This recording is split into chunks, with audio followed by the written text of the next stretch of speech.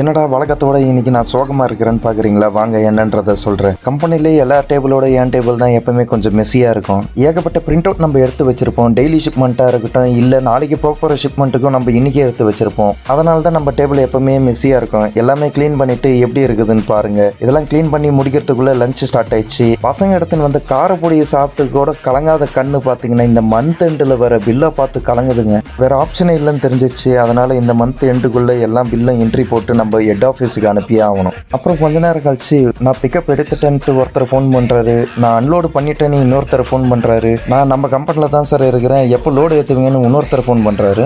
அவங்க பிளான் எல்லாம் சொல்லிட்டு இன்னைக்கு ஷிப்மெண்ட்டுக்கான பில்லெல்லாம் நம்ம ரெடி பண்ண ஸ்டார்ட் பண்ணியாச்சு. பில்லு எல்லாம் போட்டு முடிச்சுட்டு எல்லாம் அப்ரூவலும் வந்துடுச்சுங்க. பிரிண்ட் அவுட்லாம் எடுத்து கேட்டில் கொடுத்தாச்சு. அதுக்கடுத்து மறுபடியும் என்ட்ரி போட ஸ்டார்ட் பண்ணிட்டோம். மணி 4:30 ஆயிடுச்சு.